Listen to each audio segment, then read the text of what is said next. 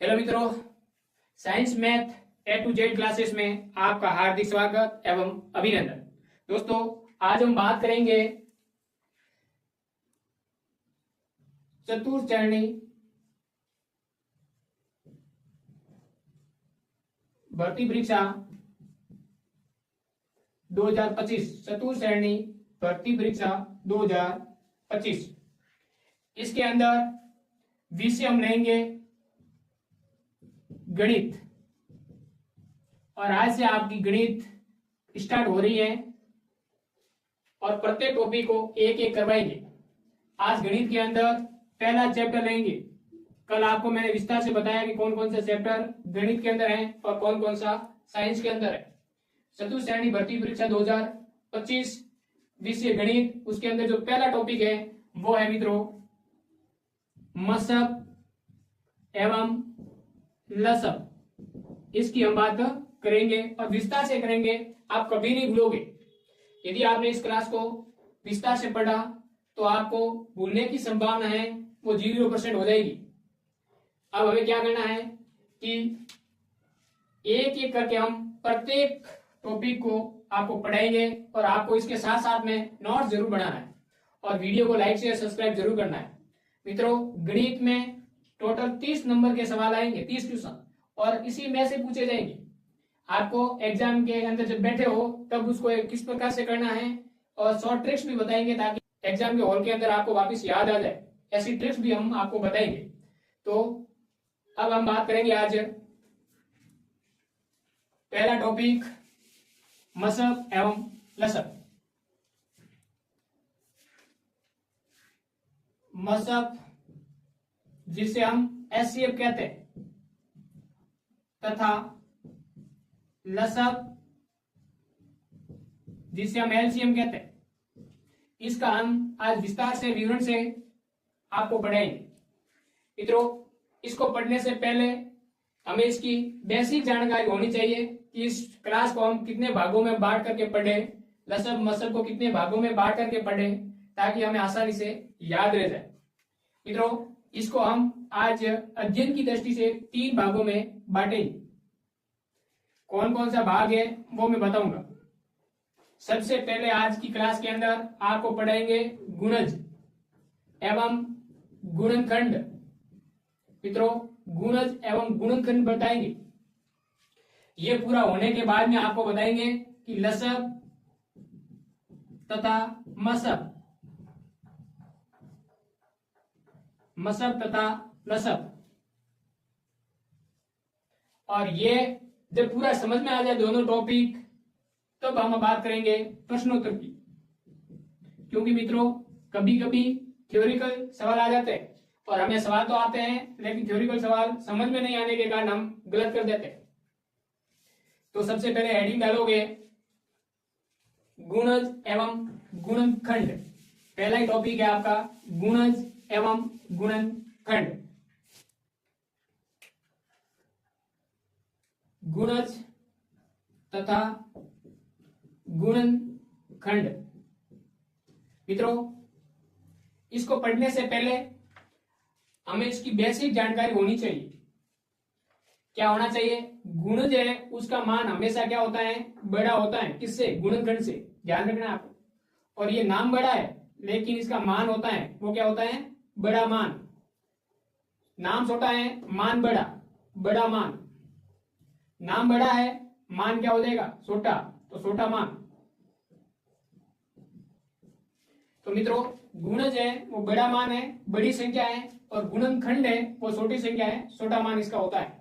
ये आपको बेसिक जानकारी रखनी चाहिए। ये काम कहाँ आएगा वो भी हम आगे बताएंगे कि बड़ा मान और छोटा मान कहाँ काम आने वाला है। मित्रों, एक एग्जाम्पल तौर पे बताऊं कि ये कब काम आने वाला है और कैसे काम आने वाला है। जैसे ए कोई संख्या है, बी को पूर्णतः विभाजित करता है, पूर्णतः विभाजित करता है। इसका मतलब ए का भाग बी के अंदर पूरा पूरा जाएगा। ए है, बी को पूर्णतः विभाजित करता है, मतलब ए का भाग है, बी के अंदर पूरा पूरा भाग जाएगा। इसका मतलब ये मान क्या हो जाएगा? बड़ा मान या फिर बराबर हो सकता है। ये मान क्या हो जाएगा, छोटा, या फिर बराबर हो सकता है मित्रों। बराबर होने पर भाग एक बार जाएगा। यह आपको समझ में आ गया होगा। इसे कहते हैं हम भाजक, इसे कहते हैं भाज्य। और यहां आएगा जो भी कितनी बार भाग जाता है उसे कहते हैं भागफल। और लास्ट में कितना रहा है तो आपको पता है पूर्ण तो जाता है, मतलब 0, तो 0 क्या आ जाएगा, शेषफल। यहां आपको समझ में आ गया होगा कि b का मान बड़ा होगा या इस a के बराबर होगा, a का मान छोटा होगा या b के बराबर होगा। यहां तक मित्रों आपको समझ में आ गया होगा। अब हम बात करेंगे, सवाल यह है, a है b का खाली जगह, b है a का खाली जगह। यहां आपको खाली जगह दे रखी है भरना। क्या है मित्रों, खाली जगह आपको दे रखी, क्या दे रखा है, a है b का और b है a का। तब आपको समझ में आना चाहिए कि गुणनखंड क्या है और गुणज कौन है। a का भाग b में पूरा पूरा जाता है, a का भाग b में पूरा पूरा भाग जाता है। b का मान क्या होता है, बड़ा होता है। तो यहां क्या कहा गया है, a है b का, b का बड़े मान का, बड़े मान का छोटा मान क्या होता है, गुणनखंड। तो यहां लिखोगे गुणनखंड। b है a का, मतलब बड़ा मान है, छोटे मान का क्या होता है, गुणज। बड़ा मान है, बड़ा मान, छोटे मान का क्या होता है, a का गुणज। तो यहां क्या लिखोगे, गुणज। इसलिए आपको ध्यान रखना है कि जो बड़ा मान है, बड़ा मान है, छोटे मान का गुणनखंड होता है। तो यहाँ नोट लिख करके लिख दे, क्योंकि ये एग्जाम के अंदर ऐसे सवाल आते हैं फिर आप कंफ्यूज होते हैं। वहां आपको नहीं कहते कि इसके गुणनखंड 5 लिखे, क्योंकि 6ठी 7वीं के अंदर ये पढ़े जाते हैं, इसके गुणनखंड लिखे। नोट करके आपको लिखना है कि बड़ा मान, बड़ा मान है छोटे मान का क्या होता है, बड़ा मान है छोटे मान का गुणज। यहां आपको लिखना है गुणज। और छोटा मान है, छोटा मान है बड़े मान का क्या होगा मित्रों, छोटा मान है, छोटा मान है बड़े मान का गुणनखंड, गुणनखंड। अब हम बात करेंगे कि सवाल किस प्रकार से पूछे जाते हैं। पहला सवाल यह आपका कंप्लीट हो गया कि बड़ा मान दिया जाए और छोटे मान का पूछा जाए तो क्या होता है, गुणन। जैसे यहां आपको एक संख्या दे रखी है 35 और आपके इसके गुणनखंड लिखने हैं। गुणनखंड कैसे लिखोगे, सबसे छोटी संख्या क्या होती है, 1 होती है, और 1 का भाग दोगे तो 35 में 35 बार जाता है, मतलब इसमें 1 का भी भाग जाता है। उसके बाद में पूरा भाग जाना चाहिए पूर्णतः। और दूसरी संख्या 5 है, 5 का पूरा भाग 35 के अंदर जाता है। और किसका जाता है, 7 का, 7 का भाग पूरा का पूरा 35 के अंदर जाता है। ये 3 संख्याएं आपको दे रखी है जिसका भाग 35 के अंदर पूरा पूरा जाता है। तो ये क्या है, गुणज। बड़ा मान है तो क्या होगा, गुणज। और 35 के गुणनखंड कौन है, ये 35 के गुणनखंड कौन है, तो ये तीनों क्या हो जाएंगे, गुणनखंड। सवाल कैसे आता है वो देखो मित्रों। यहां दे रखा है 5 है 35 का खाली जगह, और यहां आपको प्रश्न मार्क चिन्ह दिया जाएगा। ध्यान से सवाल को करना है। अगला दूसरा सवाल, 35 है 5 का खाली जगह और यहां पर प्रश्नवाचक चिन्ह। तो आप कैसे करोगे मित्रों, देखो इधर छोटा मान है बड़े मान का, छोटा मान है बड़े मान का गुणनखंड, तो यहां आ जाएगा गुणनखंड। और बड़ा मान है छोटे मान का गुणज, क्या होगा, गुणज। यहां तक आप समझ गए होंगे। इस प्रकार आपको सवाल को करना है। बाकी आपको गुणनखंड निकालना आता ही होगा कि वह गुणनखंड लिखना है जो उन संख्या का भाग पूरा पूरा जाता है। एक एग्जांपल दूं, जैसे आपको यहां लिख दिया 108। 108 के गुणनखंड क्या होंगे, तो आपको पता है 108 में 1 का भाग जाता है, ठीक। उसके बाद में पीछे 8 है, 2 का भाग जाता है। यहां तीनों संख्याओं के जोड़ोगे तो 9 आ जाएगा, 9 में 3 का भाग जाता है, मतलब इस पूरे में 3 का भाग जाता है। और बात करेंगे 4 का भाग मित्रों जाएगा पूरा का पूरा, 2 4 का भाग भी पूरा पूरा जाएगा, क्योंकि पीछे वाली संख्या में आप भाग दोगे तो भाग 4 का जाता है, तो इसका मतलब इस पूरे के अंदर 2 का भाग जाएगा।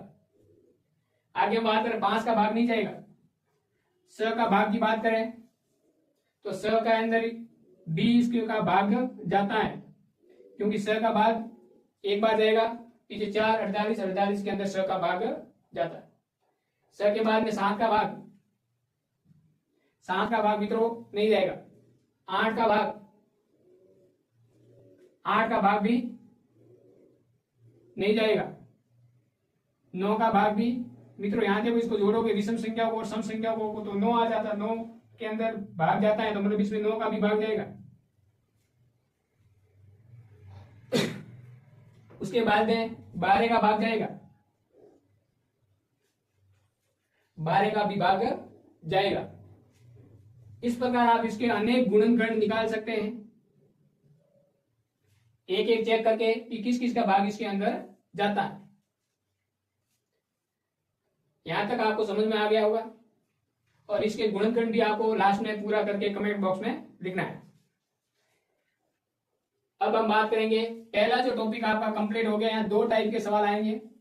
पहला, बड़ा मान है छोटे मान का क्या होगा।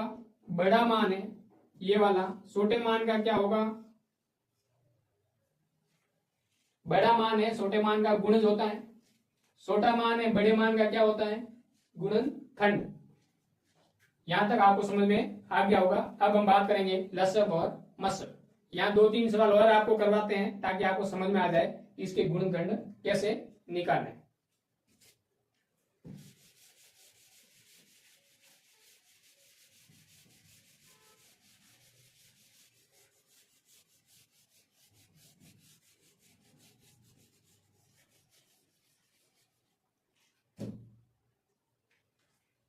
दो संख्या में दे रहा हूं यहां पर आपको, एक मैंने यहां 20 दे दी, एक यहां पर आपको 35 दे दी, एक आपको यहां पर मैंने 45 दे दी। देखो इधर 20 के अंदर 1 का भाग जाएगा, 2 का जाएगा, 3 का नहीं जाएगा, 4 का जाएगा, 5 का जाएगा, 6 का नहीं जाएगा, 7 का नहीं जाएगा, 8 का नहीं जाएगा, 9 का नहीं जाएगा, 10 का जाएगा और 20 खुद का जाएगा। तो ये तो क्या है, गुणनखंड। और ये बड़ी संख्या ये क्या है, गुणज। 35 के अंदर 5 का जाता है, 7 का जाता है और 1 का जाता है, 35 खुद का जाता है। ये तो क्या है, गुणनखंड। और ये क्या है, बड़ी संख्या गुणज। इसके अंदर 1 का जाएगा, 5 का जाएगा, 9 का जाएगा, 15 का जाएगा और 45 का जाएगा। तो ये सब क्या है, गुणनखंड। और ये क्या हो जाएगा, गुणज। आपको गुणज कर और गुणनफल, ये सॉरी गुणज और गुणनखंड समझ में आ गया होगा। कमेंट बॉक्स के अंदर स्टार लगा करके आप शेयर करें कि सर हमें समझ में आ गया। इसमें से किसी भी प्रकार का कोई सवाल आएंगे तो कर लें। सवाल यहां से ये बनने वाला है, 10 है 20 का, तो आपको पता है कि छोटा मान है बड़े मान का गुणनखंड। 20 है 10 का बड़ा मान छोटे मान का गुणज, क्योंकि इसका गुणा करने पर 20 आएगा, तो क्या होगा, गुणज। ये 20 है 10 का गुणा करने पर आएगा। तो आपको ये दोनों समझ में आ गया होगा, सवाल एग्जाम के अंदर ऐसे पूछते हैं। अब हम बात करेंगे मसब एवं लसब।